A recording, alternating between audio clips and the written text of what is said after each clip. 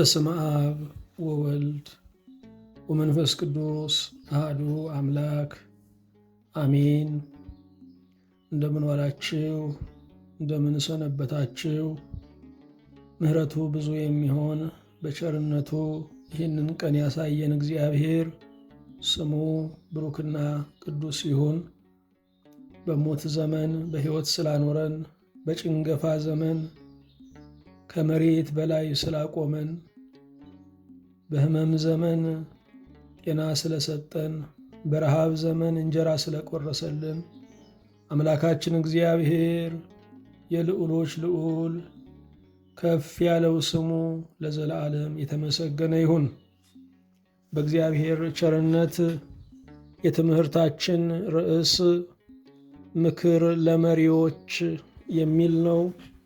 መጽሐፈ መሳፍንት ምዕራፍ 5 ቁጥር 1 ጀምሮ ያለውን በጸሎት መንፈስ ሆነን እናነባዋለን። በዚያም ቀን ዲቦራና የአቢኒኤም ልጅ ባርቅ እንዲህ ብለው ተቀኙ።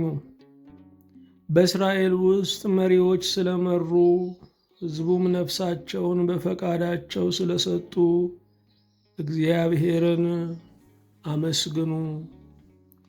ሁሉንም የምትይዝ ሁሉንም የምትገዛ የጌታችንና የመድኃኒታችን የኢየሱስ ክርስቶስ አባት እግዚአብሔር ሰሚ ለረድኤት የሆንከው አምላካችን እናመሰግንሃለን።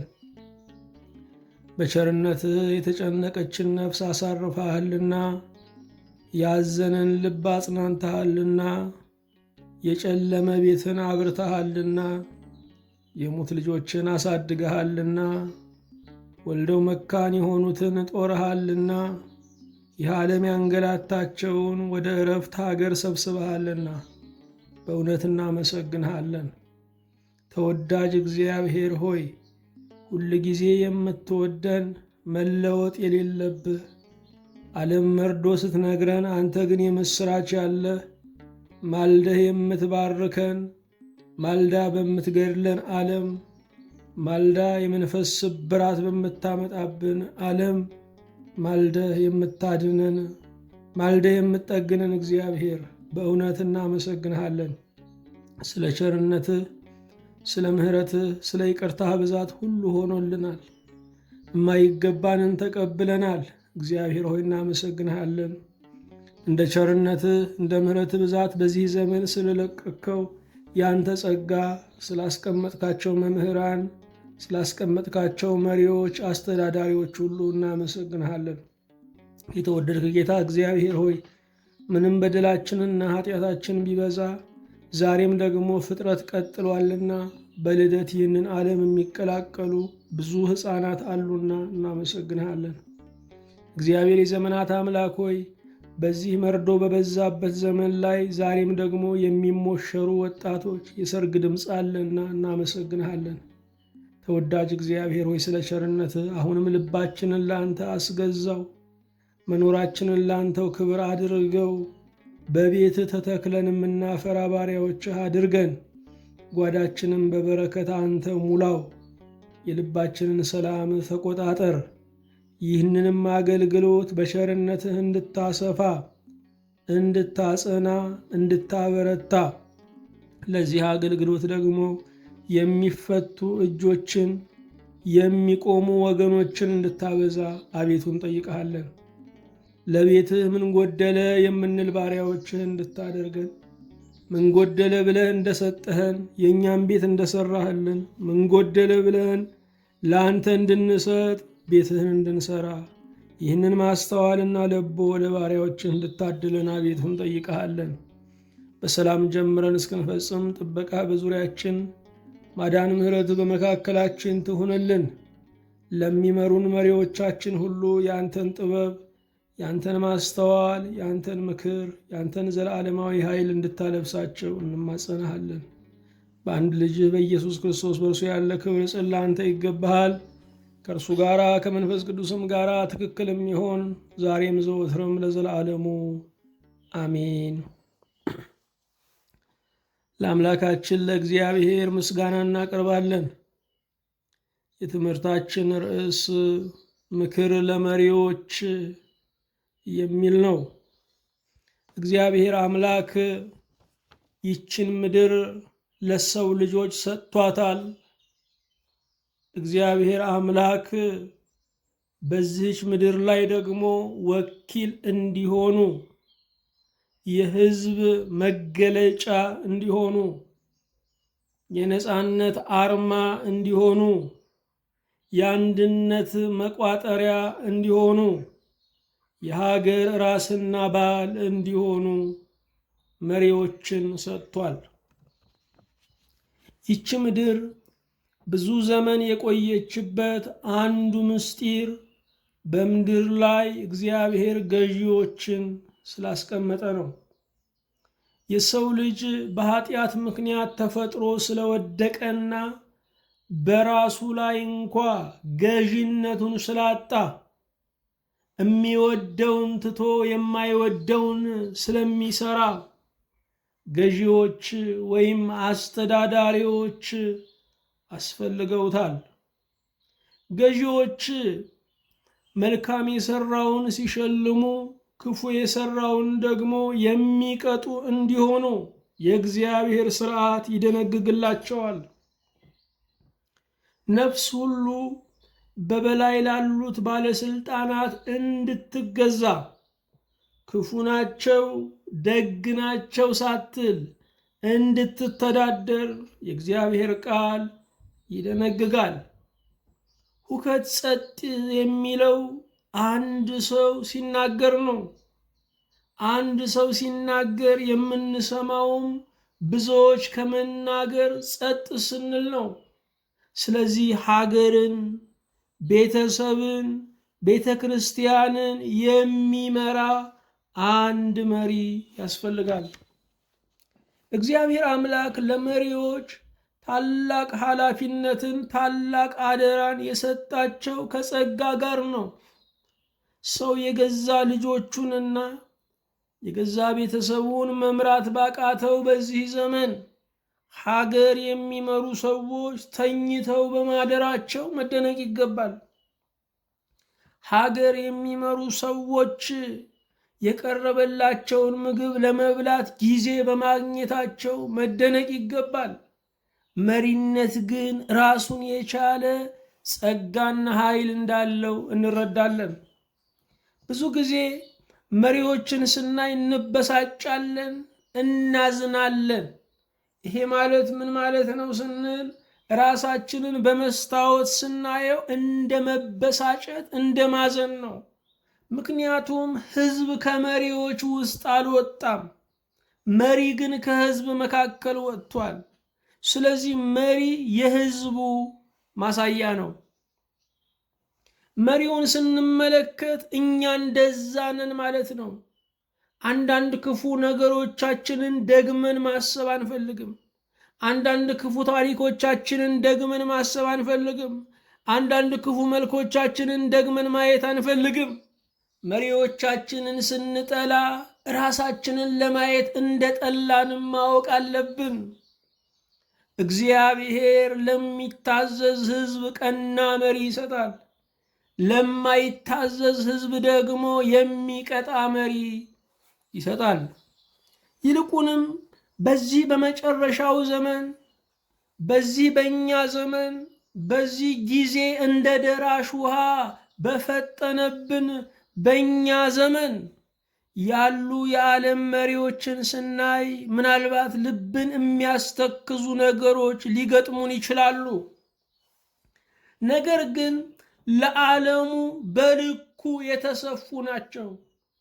እግዚአብሔር አምላክ እናንተ ማለት እንደዚህ ናችሁ ብሎ ራሳችንን እናይባቸው ዘንድ መሪዎችን አስቀምጧል። ምክር ለመሪዎች እጅግ ያስፈልጋቸዋል። መሪዎች ብዙ መካሮች አሏቸው። ነገር ግን ክፉ የሚመክሯቸው እንዳሉ ሁሉ መልካም የሚመክሯቸው መካሪዎችም አሉ። ሀገር ግን ያለ ምክር ስለማትቆም ወይ ክፉ ምክር ወይ ደግ ምክር ከመሪዎች ጋር እንዳለ እናስተውላለን። ክፉ መካሪዎች በሚኖሩበት ጊዜ መሪውን ብቻ ሳይሆን አገሩን ጭምር ወደ ገደል ይነዱታል። መልካም መካሪዎች ሲኖሩ ደግሞ ራሱንም ሀገርንም ቀጣይንም ትውልድ እንዲያተርፍ ያደርጉታል። መሪ ዕውቀቱ፣ አስተሳሰቡ፣ ችሎታ ውስን ነው። ሙሉ መሆንም አይጠበቅበትም። በመካሮች ብዛት ግን መሪ ይሟላል። በመካሮች ብዛት መሪ ጸንቶ ይቆማል። ስለዚህ ለመሪዎች ምክር ያስፈልጋል። መንፈሳዊ ምክር ከእግዚአብሔር የሆነ መመሪያ ለመሪዎች ያስፈልጋል። መሪዎች መሪ ካላቸው ሕዝቡን ወደ ራእዩ ግብ ወደ ተስፋው ምድር ያደርሱታል። በዚህ ዘመን ያሉ መሪዎችን ስንመለከት የሚመኙ የተመኙትን ግን የማያደርጉ ናቸው። አንድ ነገር ማስተዋል አለብን። ሕዝቡ እንዳይበላቸው መሪዎች ሕዝቡ ቢበላላቸው ደስተኞች ናቸው። በሕዝቡ መራብ የሚደሰት መሪ ላይኖር ይችላል። ምክንያቱም ሕዝቡ ሲራብ መሪውን ለመብላት ይነሳል። በዚህ ምክንያት ሕዝቡ ጠግቦ እነሱም በሰላም መኖር ይፈልጋሉ። ነገር ግን የሕዝብ ምኞት፣ በመሪዎች ላይ ያለው ተስፋ፣ የመሪዎች ጭንቀትና የመሪዎች ተምኔት በዚህ ዘመን የተሟላ አይመስልም።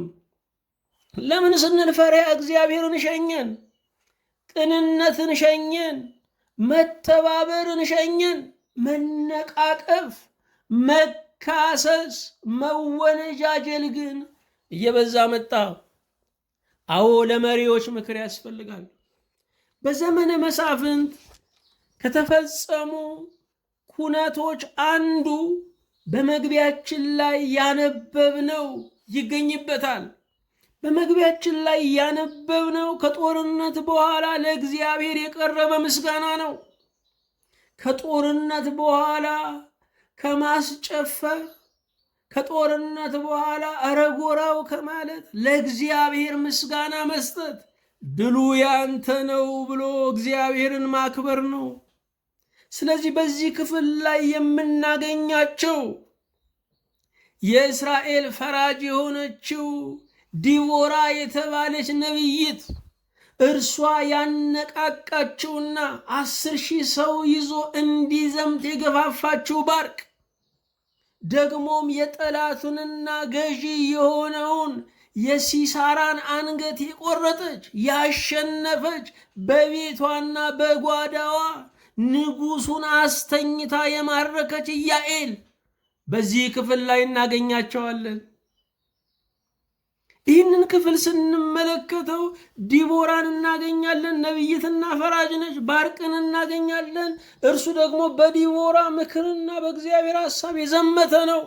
እሺ ባይ ታዛዥ ነው። ኢያኤልን ደግሞ እናገኛለን። እቤቷ ሆና ንጉሱ እቤቷ ድረስ መጣ። እስራኤልን ሊወጋ፣ እስራኤልን ሲያስጨንቅ የኖረው ዛሬ ደግሞ እስራኤልን ሊወጋ የወጣው ያ ንጉስ፣ ያ የጦር መሪ ሰተት ተብሎ ወደ ቤቷ ገባ። እምጠጣው ውሃ ስጭኝ አላት። አቁማዳውን ፈታ፣ ወተት ታጠጣችው። እርሱም ደግሞ ጋደም አለ። በዚያው እንቅልፍ ወሰደ። ካስማ አንስታ በጆሮ ግንዱ አድርጋ ከመሬት ጋር አደባለቀችው። ንጉሱን በቤቷ ማረከች። በጦር አውድ ላይ ሳይማርኩ ንጉሱን በቤቷ የማረከች ሴት። ስለዚህ በዚህ ክፍል ላይ 2 ሴቶች እናገኛለን። ዲቦራ የነፃነት አዋጅ ነጋሪ፣ ባርቅን ታዛዥና ትሁት የሆነውን ያለ አንቺ እንዴት እሄዳለሁ አብረሽን ካልዘመትሽ አልወጣም ያለውን ትሁት ባርቅን እናገኛለን። ኢያኤልን ደግሞ እናገኛለን፣ በቤቷ ንጉሥ የማረከች። በእውነት ይህቺ ዓለም አደራ የተሰጠችው ለአዳምም ለሔዋንም ነው። ስለዚህ እንደ ዲቦራ ያሉ ሴቶች ያስፈልጋሉ። ሕዝብን የሚመሩ የሚያስተባብሩ ሴቶች ያስፈልጋሉ። እንደ ባርቅ ደግሞ ያሉ እንዴት በሴት እታዘዛለሁ የማይሉ ትሑታን ሰዎች ያስፈልጋሉ። ከሴቶች የሚገኝ ምክር አለ። ከሴቶች የሚገኝ የእግዚአብሔር መገለጥ አለ። ከሴቶች የሚገኝ ድል አለ ብለው የሚያምኑ ባርቆች ያስፈልጋሉ። ይሄ ብቻ አይደለም። በቤቷ ንጉሱን እንደማረከችው፣ በቤቷ ንጉሱን እንደገደለችው እንደ ኢያዔል በጸሎት ሆነው በቤታቸው የሚተጉ እናቶች ሀገር ድል እንዲነሳ፣ ሕዝብ ከፍ ከፍ እንዲል፣ ነገስታት በወጡበት አውድ ሁሉ አሸናፊ ሆነው እንዲመለሱ የሚጸልዩ እናቶች፣ በጓዳቸው የሚማርኩ፣ በጓዳቸው የጠላትን መሪ የሚገድሉ ኢያዔል ሴቶች ያስፈልጋሉ። ጦርነቱ በድል ከተጠናቀቀ በኋላ ጥንቱንም ዝመቱ ያለው ያዘመተው ከ20 ዓመት ባርነት ነፃ ውጡ ብሎ ቀን የቆረጠው እግዚአብሔር ነው። ለእግዚአብሔር ምስጋና አቀረቡ። በዚያም ቀን ዲቦራና የአቢኔም ልጅ ባርቅ እንዲህ ብለው ተቀኙ። በእስራኤል ውስጥ መሪዎች ስለመሩ፣ ሕዝቡም ነፍሳቸውን በፈቃዳቸው ስለሰጡ እግዚአብሔርን አመስግኑ። በእስራኤል ውስጥ መሪዎች ስለመሩ፣ በእስራኤል ውስጥ ነቢይት የሆነችው ባርቅ በነቢይነት ስፍራዋ፣ መስፍን ፈራጅ የነበረችው ዲቦራ በፍርድ ወንበሯ ስለተገኘች እግዚአብሔርን አመስግኑ። ባርቅም ደግሞ በጦር አዝማዥነት በፊት አውራሪነት ስለተገኘ እግዚአብሔርን አመስግኑ። ኢያዔልም ደግሞ ከጓዳዋና ከደጇ ሳትርቅ የጦር መሪውን የ20 ዓመት ገዢውን በቤቷ ስለገደለች፣ በቤቷ ሬሳ ስላስረከበች፣ በቤቷ የጠላትን አንገት ስለቆረጠች እግዚአብሔርን አመስግኑ። በእስራኤል ውስጥ መሪዎች ስለመሩ፣ የጦር ኃይሉን በትክክል ስለመሩ ፊት አውራሪዎች፣ ሀገሩን በትክክል ስለመራች ዲቦራ፣ በቅንነት ስለፈረደች ነቢይት፣ በጓዳዋ ደግሞ ድልን ለእስራኤል ስላመጣች ኢያዔል እግዚአብሔርን አመስግኑ። በእስራኤል ውስጥ መሪዎች ስለመሩ፣ ለካ መሪዎች የማይመሩበት ጊዜም አለ ማለት ነው። ወንበሩን ይይዛሉ፣ ነገር ግን ላይመሩ ይችላሉ። አንዳንዶቹ ፌዝን በመውደድ፣ አንዳንዶቹ የሕዝብን ባህልና ሃይማኖትን ለማስጣል ከባዕዳን ጋር በመምከር፣ አንዳንዶቹ ደግሞ በመዘናጋት ምን ይመጣል በማለት፣ አንዳንዶቹ ደግሞ በሚመጣላቸው ሐሰተኛ የደህንነት መረጃ ሕዝቡ ሁሉ ከኛ ጋር ነው በማለት መሪዎች ላይመሩ ይችላሉ። የግል ምቾታቸውን የቤተሰባቸውንና የጎሳቸውን ደህንነት ብቻ በመጠበቅ ሰፊውን ሕዝብ በመርሳት መሪዎች ላይመሩ ይችላሉ። ሀገር ስትወረር፣ ክብሯ ሲደፈር፣ ነፍሶች ሲወድቁ፣ የሰው ክብር ሲዋረድ፣ ድሃ ሲገፋ፣ ፍርድ ሲጓደል ግድ የማይላቸው የድሆችን እንባ ሲመለከቱ፣ እንደ ክረምት ዝናብ እንደ ውሃ ፈሳሽ ሲመለከቱ መሪዎች አልመሩም ማለት ነው። በእስራኤል ውስጥ መሪዎች ስለመሩ እግዚአብሔርን አመስግኑ። መሪዎች ሲመሩ ምስጋና ለእግዚአብሔር ይመጣል። ለንጉሳችን 1000 ዘመን ስጠው፣ ዕድሜ ስጠው፣ በድዱ የሚገዛ አድርገው፣ ለ2 ፀጉር አብቃው፣ በመቋሚያ በበትር ሆኖ እንዲገዛን አድርገው፣ ዕድሜውን አጥግበው እያሉ ይጸልዩለታል። እግዚአብሔር ምነው ባነሳልን፣ እግዚአብሔር ምነው ዘመኑን በቆረጠው፣ እግዚአብሔር በሰላም በገላገለን የሚባሉ መሪዎች እንዳሉ ሁሉ ሕዝብ የሰለቻቸው፣ ሕዝብ የተቀየማቸው፣ ሕዝብ ሞታቸውን የሚመኝላቸው፣ እነሱም የሕዝብን ሞት የሚመኙ የአገር መቃብርን የሚምሱ ለቀጣይ ትውልድ ጠንቅ ጥለው የሚያልፉ መሪዎች እንዳሉ ሁሉ ቀና መሪዎች ደግሞ አሉ። ስለ እነርሱ እግዚአብሔር ሲመሰገን፣ እነኛ ደግሞ በእግዚአብሔር ስም ሲረገሙ ይኖራሉ። ዛሬ የዓለም መሪዎች እየመሩ ነው ወይ? መሪዎች ብዙ ናቸው። አባወራዎች እየመሩ ነው ወይ? የቤተ ክርስቲያን አባቶች እየመሩ ነው ወይ? የሀገር ሽማግሌዎች እየመሩ ነው ወይ? የጎሳ ተጠሪዎች እየመሩ ነው ወይ? የባህል አስተዳዳሪዎች እየመሩ ነው ወይ? እናቶች ልጆቻቸውን እየመሩ ነው ወይ? አዎ፣ መሪዎች ሲመሩ ምስጋና ለእግዚአብሔር ይመጣል። ሕዝቡም ነፍሳቸውን በፈቃዳቸው ስለሰጡ እግዚአብሔርን አመስግኑ። መሪዎች በትክክል ሲመሩ ውጤቱ ምንድን ነው ስንል፣ ሕዝቡ እኔን ያስቀድመኝ ይላል። ሕዝቡ ከሀገሬ በፊት ያርገኝ ይላል። ሀገሩን የሚረግም ሀገሩን የሚጠላ ከባዕድ ጋር ሆኖ ሀገሩን የሚወጋ አይሆንም። ለሀገሩ ጀርባውን የሚሰጥ እንደሚያቃጥል ምጣድና እንደ ጋለ ነሐስ ሀገሩን የሚሸሽ ወደ ሀገሬ አይመልሰኝ ብሎ ወደ ሀገሩ ዞሮ የማይተኛ ትውልድ፣ እንደዚህ ያለ ትውልድ እንዳይመጣ መሪዎች መምራት አለባቸው። መሪዎች ሲመሩ በእውነት አገሩን የሚያፈቅር ከሀገሬ በፊት ያርገኝ የሚል ትውልድ ይነሳል። መሪዎች ሲመሩ ለሀገሩ ነፍሱን የሚሰጥ ለሀገሬ መሞት ክብሬ ነው የሚል፣ እኔ ቆሜ ሀገሬ ከምትሞት እኔ ሞቼ ሀገሬ ብትነሳ ይሻላል የሚሉ ህዝቦችን ያወጣሉ። ስለዚህ መሪዎች ሲመሩ ህዝቡ ነፍሳቸውን በፈቃዳቸው ይሰጣሉ። ውጤቱ ምን ይሆናል? ለእግዚአብሔር ምስጋና ይሆናል። ሰው ከተፈጠረበት ዓላማ አንዱ መሪነት ነው። እግዚአብሔር አምላክ ለሰው ልጅ አደራ የሰጠው የባህር እንስሳትን፣ የምድር አራዊትን፣ የቤት እንስሳትን፣ የሰማይ አዕዋፋትን፣ ፀሐይና ጨረቃ፣ አየርና እጽዋትን ሳይቀር ነው። ሰው ለሰው አይደለም፣ ሰው ለባህር እንስሳት አደራ አለበት። ለዱር አራዊት አደራ አለበት። ለቤት እንስሳት አደራ አለበት። እኛ ጋር የሰው መብት ገና ስላልተከበረ የእንስሳት መብት በሚከበርባቸው ሀገሮች እንገረማለን፣ እንደ ቀበጡ እንቆጥራለን። እግዚአብሔር ግን አደራ የሰጠው ነው። የእንስሳት መብትም የሚጠበቀው በሰው ልጅ ነው። አዎ፣ የእንስሳት መብት ሊከበር በሚገባው ዓለም ላይ የሰው መብትማ እጅግ መከበር አለበት።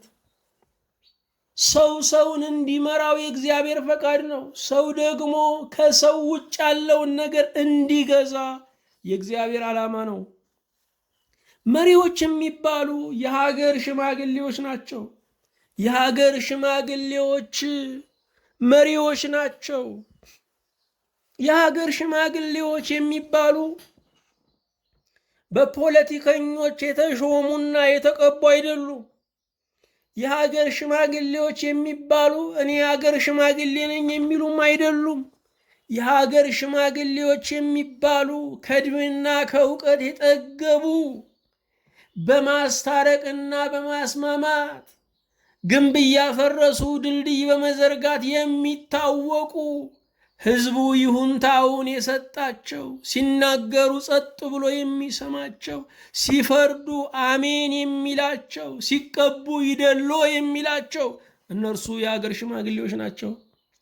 አንዲት ሀገር የሚፈሩና የሚታፈሩ ሽማግሌዎች ከሌሏት ንጉሥ ብቻውን ሊመራት አይችልም።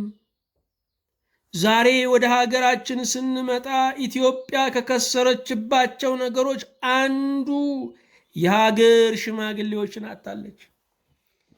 ባለፉት 40ና 50 ዓመታት የተሰራው ስራ ሽበት ያለው ሰው እንዳይኖር ከ40 ዓመት በላይ የሆነ ሰው ማዳበሪያ እንዲሆን የተደረገው።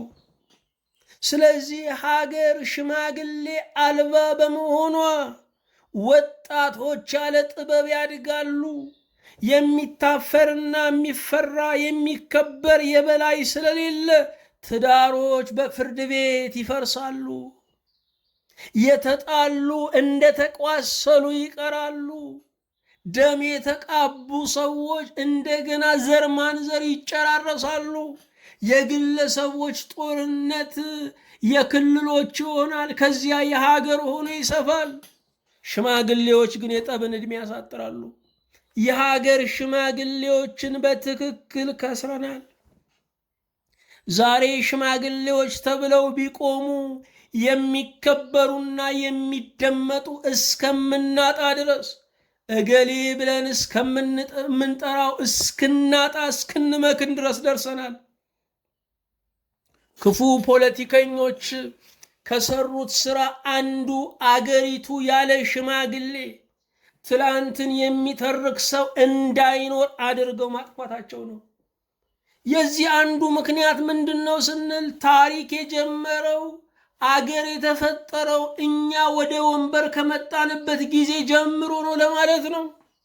ስለዚህም ትላንትን የሚያውቁ ሰዎችን ካላጠፉ ይሄ ውሸታቸው ሊሰምርላቸው አይችልም። በእነሱ ዘመን የተወለደውን ትውልድ ፈጣሪዎች፣ ያንተና የሀገር አስገኞች እኛንን ለማለት ሽማግሌዎችን አጥፍተዋል። ስለዚህ ሀገራችን ዋጋ ከምትከፍልበት ነገር አንዱ ሽማግሌዎች መጥፋታቸው ነው። ትላንትና ሽማግሌዎችን ያጠፉ ወጣቶች እነሱ ናቸው ዛሬ ሽማግሌ ሆነው የቆሙት። ስለዚህም የወጣትነት ልባቸው ሽምግልናም ላይ አልለቀቃቸው። እንደ ኪሎ ሜትር ድንጋይ ያው ሆነው የሚኖሩ 30 ብለው 30 ላይ የሚቀሩ 20 ኪሎ ሜትር ብለው 20 ኪሎ ሜትር ላይ የሚቆሙ በጎረምሳ ልብ የሚኖሩ ሆነዋል። ሀገር ሽማግሌዎችን አጣለች። ሽማግሌ ማለት ፀጉሩ የሸበተ ሽማግሌ ማለት ብዙ ዘመን ያስቆጠረ ማለት አይደለም። ሽማግሌ የራሱ ጸጋና ወዝ ያለው ነው። መሪዎች የቤት አባወራዎችም ናቸው። የአባወራዎች ክብር እንዴት እንደተደፈረ፣ አባወራዎች አባወራውነታቸውን እንዴት እንደረሱት፣ በየምሽቱ እየጠጡ ልጆቻቸውን የሚያሰቃዩ፣ የደጁን ሰው በግድ እየጋበዙ ልጆቻቸውን የሚያስርቡ ብዙ አባወራዎች አሉ። ምድሪቱ አባወራዎችን የተከበሩ አባቶችን አጣለች። በዚህ ምክንያት ልጆቻችን ባለ አንድ ክንፍ ሆነዋል። በእናት ፍቅር እንጂ በአባት ጥንካሬ ማደግ አልቻሉም። ለዚህ ነው ልፍስፍስ ትውልድን እያየን ያለ ነው። የቤተ ክርስቲያን አስተዳዳሪዎች እነርሱ መሪዎች ናቸው። መልአከ እግዚአብሔር ናቸው። መልአክ ይላቸዋል የራእይ መጽሐፍ። የቤተ ክርስቲያን መልአክ ጠባቂ ማለት ነው። የአምላክ መልእክተኛ ማለት ነው። የእግዚአብሔርን ለሰው የሚያመጣ የሰውን ለእግዚአብሔር የሚያቀርብ ነው። የቤተ ክርስቲያን አስተዳዳሪዎች መልአከ እግዚአብሔር ናቸው። እነርሱ መሪዎች ናቸው። የሀገር አለቆች፣ ነገስታት፣ መኳንንቱ እነርሱም ደግሞ መሪዎች ናቸው። የሀገር ርዕስ ናቸው። የሀገር ራስ ናቸው። የአጥቢያ ዳኞች፣ በየስፍራው የተቀመጡ አስተዳዳሪዎች እነርሱ መሪዎች ናቸው። አዎ ለእነኚህ ሁሉ መሪዎች ለእነዚህ ሁሉ መሪዎች እግዚአብሔር ምክር አለው። አንደኛ መሪዎች ሀገራቸውን ከጠላት መከላከል ይገባቸዋል። የሀገርን ፍቅር በህዝብ ልብ ላይ ማስረጽ የመሪ ትልቅ ድርሻ ነው። ህዝብ ለሀገሩ የሚዘፍን ብቻ በሀገሩ ፓስፖርት የሚንቀሳቀስ ብቻ ሳይሆን ለሀገሩ ከገንዘቡ እስከ ሕይወቱ ዋጋ የሚከፍል መሆን አለበት። ነገስታት ህዝቡን ከከሰሩ ማንን ሊመሩ ነው? ስለዚህ ህዝብን የማስተባበር አቅም ሊኖራቸው ይገባል። ህዝቡ ገንዘቡንም ሕይወቱንም አምኖ የሚሰጣቸው መሆን አለባቸው። ነገስታት ዋነኛ ተግባራቸው ሀገራቸውን ከጠላት መከላከል ነው። ዳር ድንበራቸውን ማስጠበቅ ነው። የእግዚአብሔርን ስጦታ ለባዕድ አልሰጥም ማለት ነው። የአባቶቼን ርስት አልሸጥም ማለት ነው። አገራቸውን ከጠላት መከላከል አለባቸው። ድንበራቸውን ማስከበር አለባቸው። የሀገርን መሬት እየቆረሱ የሚሰጡ፣ ሀገርን እንደ ድፎ ዳቦ እየቆረሱ የሚሰጡ አጉል ቸሮች መሆን አይገባቸው። ምክንያቱም ሀገሩ የእነርሱ አይደለም። ሀገሩ የህዝብና የትውልድ ነው። አገራቸውን ከጠላት መከላከል አለባቸው። ድንበሩን ሁል ጊዜ መጠበቅ አለባቸው። ሁለተኛ፣ የህዝባቸውን የኑሮ ዋስትና ማስከበር አለባቸው። ህዝቡ በሰላም ወጥቶ የመግባት መብቱን ማስከበር አለባቸው። ሮማውያን በገዙበት ዘመን ካደረጉት ነገር አንዱ በመላው ዓለም ላይ መንገድ ሰርተው ዓለማቱን አገናኝተዋል። ይሄ ብቻ አይደለም። ከአንዱ ግዛት ወደ አንድ ግዛት ያለ ጠያቂ ማንም ሰው እንዲንቀሳቀስ ዓለም ቤቱ እንዲሆን አድርገዋል። የሚነቀፉበት እንዳለ ሁሉ ዓለም ቤቱ እንዲሆን በማድረጋቸው ያ ትውልድ ያደንቃቸዋል። ዛሬ ግን የሰላም ዋስትና በማጣት 30 ኪሎ ሜትር 20 ኪሎ ሜትር ለመጓዝ በስጋት ነው። የህዝብን የኑሮ ዋስትና ማስከበር የነገስታት ድርሻ ነው። ነገስታት የተቀመጡበት ዓላማ ከኛ ጋራ ሁከት ለማድነቅ፣ ከኛ ጋራ ወይም ከሰብአዊ መብት ተቋማት ጋራ ሰላም ይከበር ለማለት፣ ፍትህ ይጽና ለማለት፣ ሬሳ ለመቁጠር አይደለም፣ ሰላም ለማስከበር ነው።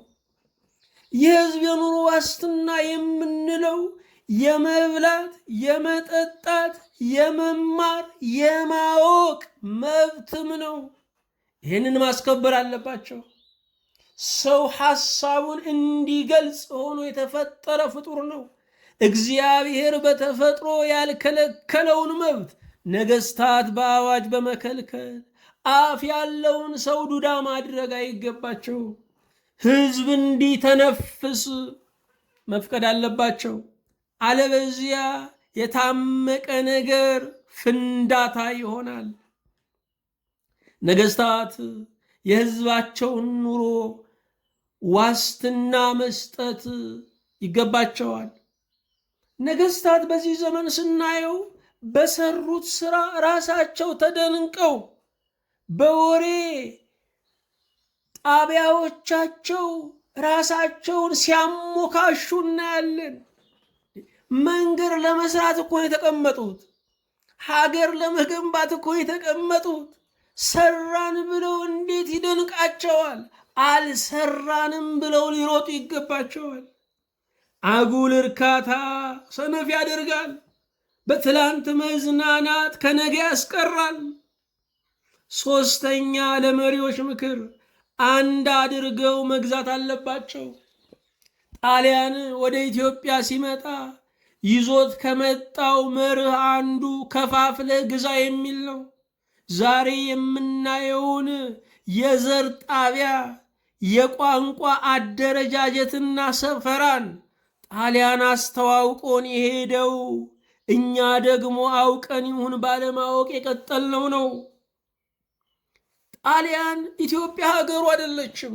ኢትዮጵያን ለመዝረፍና ለማፍረስ የመጣ ለበቀል የመጣ ነው። ስለዚህ በዚህ መርህ ቢመጣ የሚደንቅ አይደለም። ወገን ለወገኑ ግን ከፋፍለ ግዛህን መጠቀም የለበትም። ህዝብ አንድ መሆን አለበት። የመሪ ዋነኛ ድርሻው የህዝብንና የሀገርን አንድነት መጠበቅ ነው። አንድ ሲሆን ለሥራ ይዘምታል። አንድ ሲሆን አንዱ ለአንዱ ይኖራል።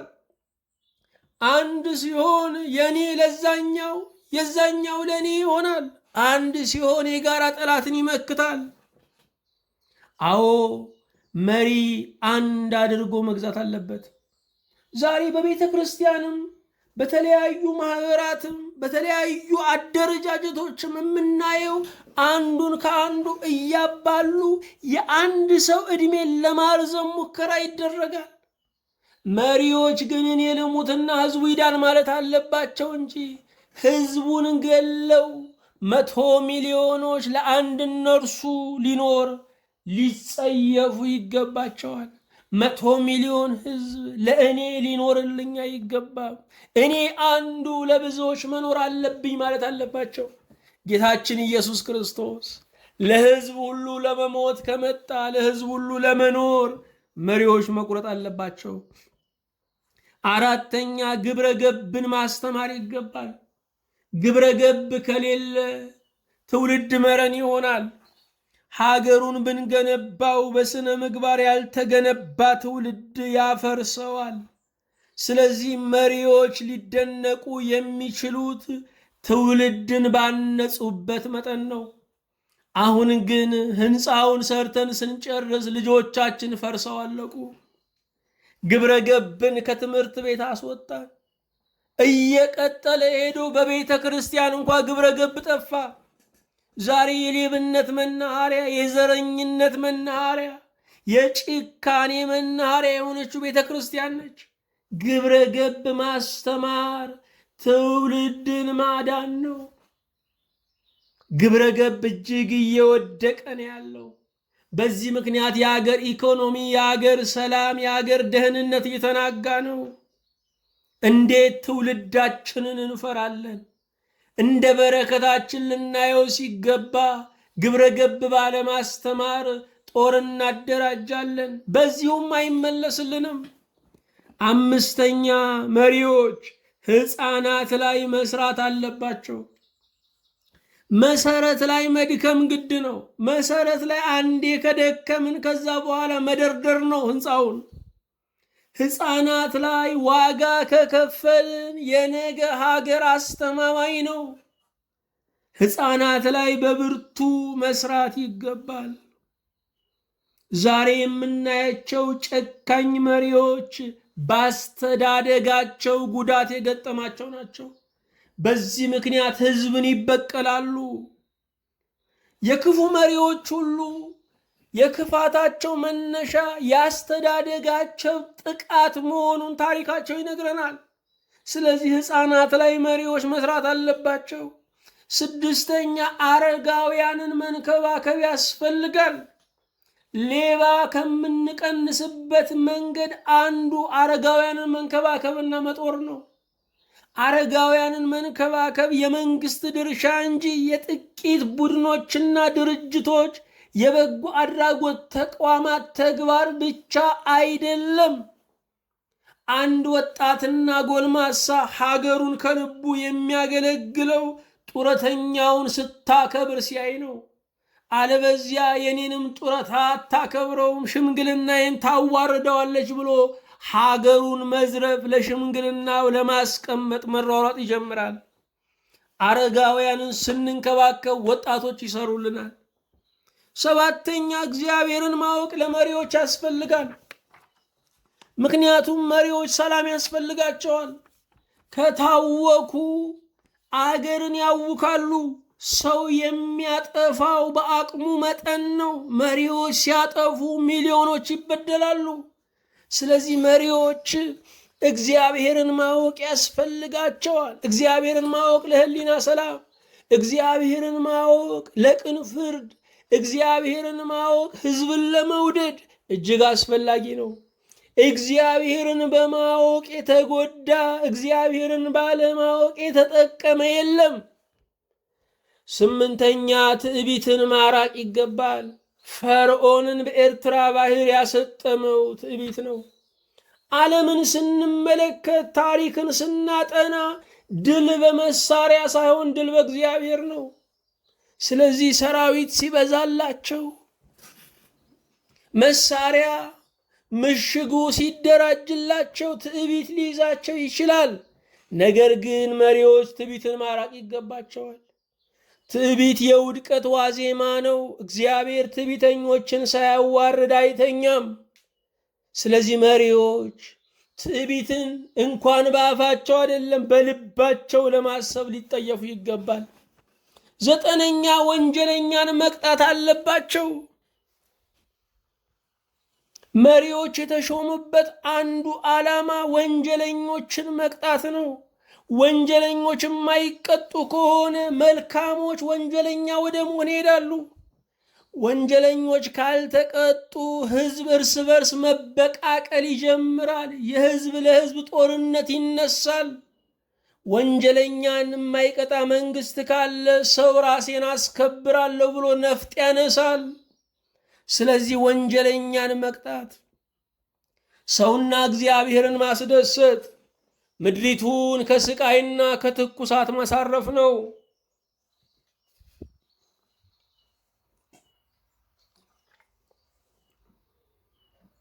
ዛሬ በዓለም ላይ የምናያቸው መሪዎች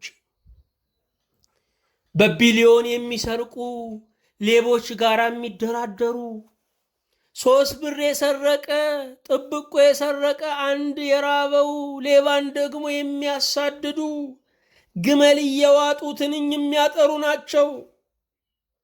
ወንጀለኛን መቅጣት ይገባል። 10ኛ መሪዎች መልካሞችን መሸለም አለባቸው። ለመልካሞች የክብር ኒሻን፣ ለመልካሞች የማዕረግ ብዛት፣ ለመልካሞች ዕውቅና መስጠት ይገባቸዋል። መልካሞች ሲሸለሙ መልካም ለመሆን የሚያስቡ ይበረታታሉ።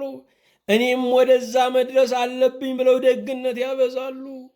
ስለዚህ መልካሞችን መሸለም የመሪዎች አንዱ ዓላማ ነው። 11ኛ ለቀጣይ ትውልድ ማሰብ። የሰለጠኑት ሀገሮች ለቀጣይ 50 ዓመት ለቀጣይ 100 ዓመት ለሚነሳ ትውልድ ሀብት ያስቀምጣሉ። የኛ ሀገር ደግሞ ከድሃው ጉሮሮ እየነጠቁ ሰው ሀገር ላይ ያስቀምጣሉ። የሚደንቅ ነገር ነው።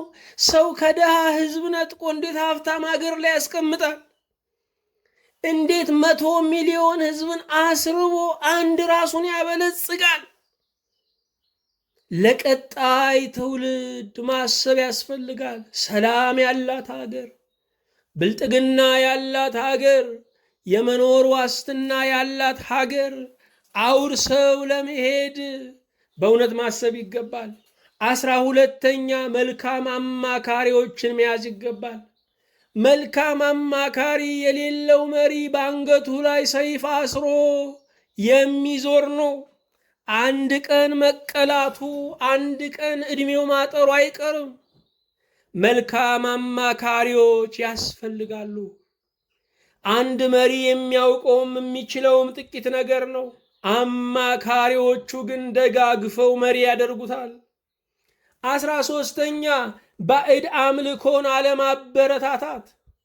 የእስራኤል መንግስት ለሁለት ሲከፈል የሰሜኑ መንግስት በኢዮርብዓም መሪነት ጣዖት አምልኮ ጀምሮ ነበረ። በኢዮርብዓም መንገድ ሁሉም ሳቱ። የደቡቦቹ ደግሞ በዳዊት መንገድ የአምልኮተ እግዚአብሔር መንገድ ተራመዱ። ባዕድ አምልኮ የሰሜኑ መንግስት ጠላልፎ እንዴት እንደጣለው፣ የዘመናት እስራት እንዴት እንደሆነበት ታሪክ ይነግረናል። በነገስታት የሚጀመሩ ባዕድ አምልኮች ለስልት ይጀመራሉ። መጨረሻ ላይ ግን የትውልድ ቁራኛ ይሆናሉ። ሀገር እንዳይጓዝ እግር ላይ እንደተጠመጠመ ገመድና እባብ ይሆናሉ። 14ኛ መሪዎች በጓዳ ምክር አለመመራት ይገባቸዋል። ከቢጤዎቻቸው ከሹማምንቶቻቸው ጋር ከመከሩ በኋላ በጓዳ ምክር፣ በቤቱ ውስጥ ምክር እንዳይስቱ መጠንቀቅ አለባቸው። ይሄ ዙሪያቸውን መላጣ ያደርግባቸዋል። በዚህ መንገድ ከሄዱ አብረዋቸው የመከሩ መሳፍንትና መኳንንት ወደኋላ ይላሉ። አብረዋቸው የሚያስተዳድሩ ይከዷቸዋል። ስለዚህ መሪዎች ከጓዳ ምክር የተገለጠና የሚመለከታቸውን ይዘው መምከር አለባቸው። 15ኛ ገዢ ኪዳን ማኖር። ሕገ መንግሥት የሚባለው ገዢ ኪዳን፣ ከሁሉ በላይ መጽሐፍ ቅዱስን ማስቀመጥ ገዢ ኪዳን፣ ሁሉም ሰው የሚገዛለት፣ ሁሉም ሰው ዘብ የሚቆምለት፣ የሕጎች ሕግ የሆነ የሕጎች መፍለቂያ የሆነ ሕገ መንግሥት ያስፈልጋል። ሁሉ ተስማምቶ ያጸደቀው የማይሸረሸር የማይደመሰስ አንድ ገዢ ኪዳን ያስፈልጋል። 16ኛ ዳኝነትን ነፃ ማድረግ። መሪው ራሱ የሚጠየቅባት፣ መሪው ራሱ የሚገዛለት ሕግ ያለበት ሀገር መስራት ያስፈልጋል። ዳኝነት በስልክ የሚታዘዝ፣ ዳኝነት የፖለቲካ ውሳኔን የሚያስፈጽም ከሆነ ሀገር አይሆንም። 17ኛ የሀገርን ክብር አሳልፎ አለመስጠት። ሊያዝን ይችላል፣ ሊቸግረው ይችላል፣ ህዝቡ ላይሰማው ይችላል። ነገር ግን በምንም መንገድ አንድ መሪ የሀገሩን ክብር አሳልፎ መስጠት የለበትም።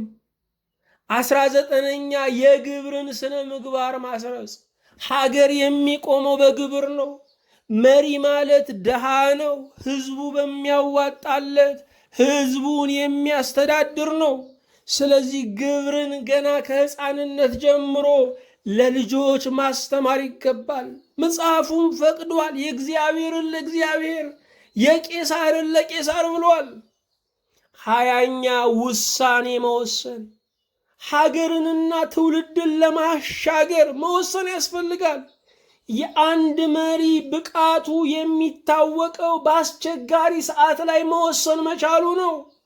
ሁሉን በእንጥልጥል ሁሉን በይሉኝታ የሚመለከት ምን ይሉኛልን ስሜና ታሪኬን የሚል መሪ ውሳኔ ከመወሰን ሊዘገይ ይችላል። ስለዚህ እውነት የሆነውን ሲወስን የሚመጣውን ነገር ማሰብ የለበትም። ውሳኔ ያሻግራል። የመጨረሻውና 21ኛው በክብር መልቀቅ። የተመደበለት ጊዜ ይሄ ነው ልክ የተባለው ጊዜ ሲደርስ፣ ደግሞም ግዛን ተብሎ ህዝቡ ሲፈቅድም መሪ ግን በቃኝ ማረፍ አለብኝ፣ ቀጣይ ባለ ተራው ይግዛ፣ ከኔ በኋላ የሚመጣው ከኔ የሚሻል ነው ብሎ ማመን አለበት። ኔልሰን ማንዴላን በክብር የቀበሩት በክብር ስለለቀቀ ነው። ቀዳማዊ ኃይለ ሥላሴ 56 ዓመት በላይ በመሩባት ሀገር ላይ ቀብር እንኳ ያላገኙት በክብር ስላለቀቁ ነው። በቃችሁ ባይሉንም በቃኝ ማለት የመሪነት ክብር ነው። በእውነት እግዚአብሔር ለመሪዎች አቅምና ጽናት፣ ጥበብና ማስተዋል እንዲጨምር እንጸልያለን። የሁሉ አምላክ እግዚአብሔር ሆይ እናመሰግንሃለን። ስለሰጠህን ጊዜ ስለ በጎ በረከት ተመስገን። አንተ የድሆች አምላክ፣ አንተ የተገዢዎች አምላክ ብቻ አይደለህም። አንተ የባለጠጎችም አንተ የነገስታትም አምላክ ነህ። ተመስገን። ስለ እነርሱ ግድ ይልሃል። የምንጠላቸው መሪዎች በምድር ላይ ቢኖሩ እንኳ አንተ ተወዳቸዋለህ። ጌታ ሆይ ለእነሱም የብርሃን ስጦታ መስጠት ትፈልጋለህ። በእውነት እናመሰግንሃለን። ዛሬም በሀገራችን ዛሬም በዓለም ላይ መሪዎች እንዲመሩ ህዝብን በፈቃዳቸው ነፍሳቸውን እንዲሰጡ እንጸልያለን። የተወደድክ ጌታ እግዚአብሔር ሆይ ስለረዳሃን ተመስገን። ስለምትረዳንም ስምህ ብሩክ ቅዱስ ይሁን። ቀሪውን ጊዜና ዘመን የሀገራችንን ነገር የህዝባችንን ሁኔታ ሁሉ ለአንተ አሳልፈን እንሰጣለን። በአንድ ልጅ በኢየሱስ ክርስቶስ በእርሱ ያለ ክብር ጽላንተው ይገባሃል። ከእርሱ ጋር ከመንፈስ ቅዱስም ጋር ትክክልም ይሆን ዛሬም ዘወትርም ለዘላለሙ አሜን።